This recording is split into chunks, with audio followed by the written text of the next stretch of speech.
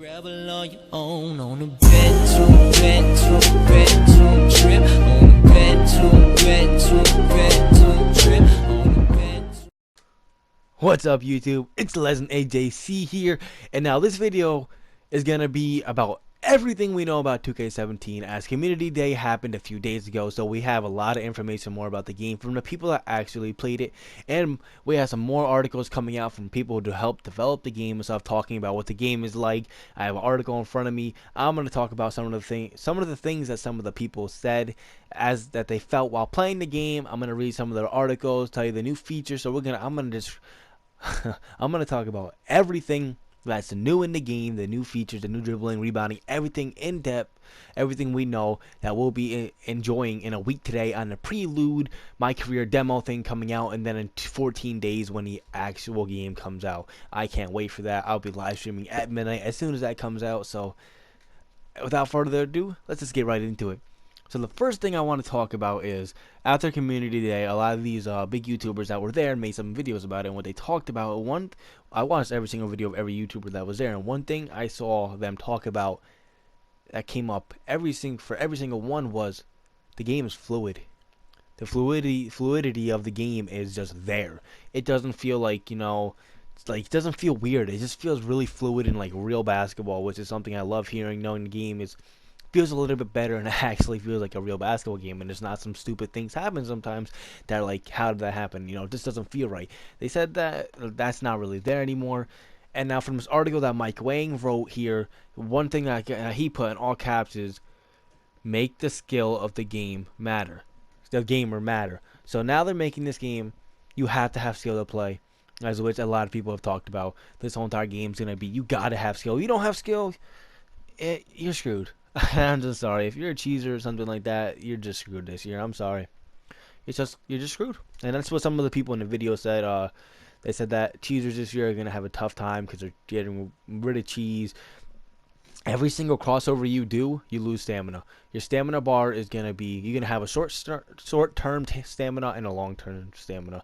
So every time you dribble, your short-term stamina is gonna go down. So if you dribble too much and you try shooting, your stamina for your short-term is gonna be way too low for you to even make the shot. Now, the more you dribble, eventually it's gonna start affecting your long-term stamina. So you have to be pretty smart with how you play your game this year. You have to be conservative, and you can't just hold turbo and run the whole entire court too much. You're not gonna be able to do anything, have no energy, and you might as well not even be on the court. Next thing I want to talk about is the pro stick, the right stick this year.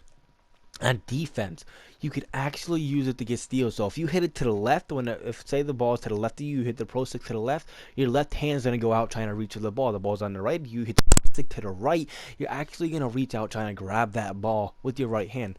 If you hit it towards the defender, you're gonna try poking it out. If you hit it up away from the defender, you're gonna try stealing it from him, which is pretty awesome. And now the layup timing, Mike Wang and a lot of people talked about it, and who actually played the game said that it's not as bad as you think.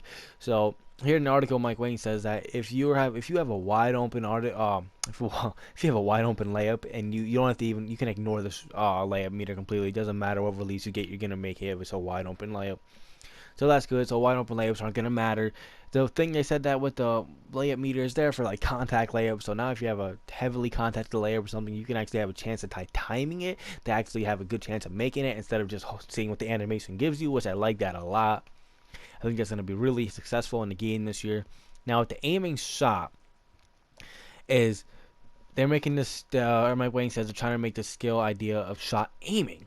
And the thing about a lot of people are getting mad about is, well, what if I use square?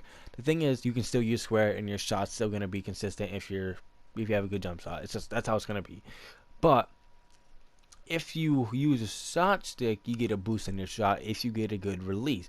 So my philosophy about this is, since I'm making a shot creator next 2K, I'm gonna be taking a lot of shots off the dribble and stuff. So I can't use the shot meter because the shot stick, because I use that to dribble, do my dribble moves. So I'm probably not gonna use it when I'm trying to. I'll probably use square on my moving shots, contested shots, but when I'm wide open, I'll probably use the shot stick so I can get a boost on the wide open shots. So then I have a better chance of going in on open shots. So that's what I'm gonna be doing with it. I don't know what other people are gonna do with it. I'm sure some of you are gonna use just square. Some of you may just use the Oh, excuse me. Some of you may just use a shot stick. So we'll see. The size of the meter will shrink depending on a player's shooting range.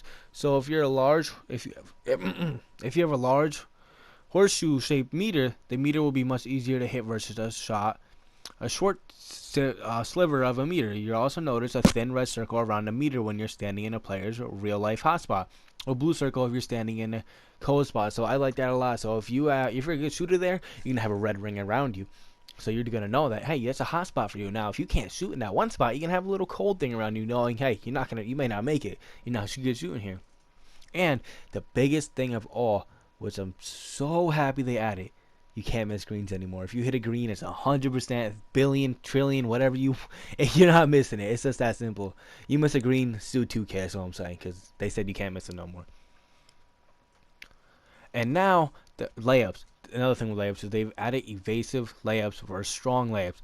In the past, you took layups, it was just kind of animated until you wanted to do. Now, for 2K17, you have more control over the outcomes. Move the right stick towards the basket will attempt a strong finish at the rim, similar to last year. But if you move the right pro stick to the left or right for your attempt, you'll perform a more evasive layup that's really useful for avoiding contacts with defenders with a finish and finishing with a much more conservative scoop shot or floater. Because these types of shots require a bit more touch, it's really important to nail the timing when using the evade layups. Now that's really cool. Now if there's a big center in there and he has good block rating, hit that shot stick to say he's standing to the right of the hoop, hit that shot stick to the left and evade him so he can't even get a block on you. Ball handling was retooled. Now you have to actually do combos yourself with hitting the analog stick certain ways to do some good dribble moves. If you don't do that, you're not going to be having these crazy moves or nothing no more. You can't just, and plus, that's pretty dope. I can't wait. And the new steal system I talked to you about, the right stick, and where you touch it. And now the beauty of basketball is in the game.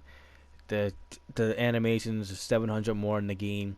They're a lot better, and they look better. They're saying the motion of the AI and everything makes more sense. You have a lot more control on what you do. The physicality of basketball is in it this year. The post game is actually going to matter. It got a huge makeover. Everyone in this game, every position, everything you do in this game is going to matter. No one's going to be a crazy superstar. No one's going to be able to do every single thing.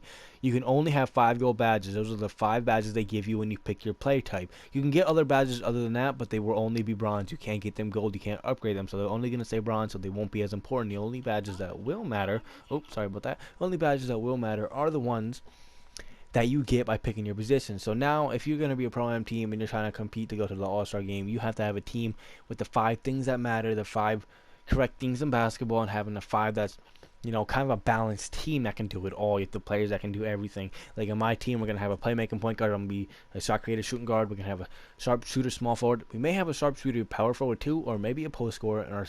And our center is going to be a rebounder. I'm really hyped for this game. This is the basics of basically everything we know about the game. If you enjoyed this video, hit that sub button, hit that like button on this video, and I will see you guys later. Thanks for watching.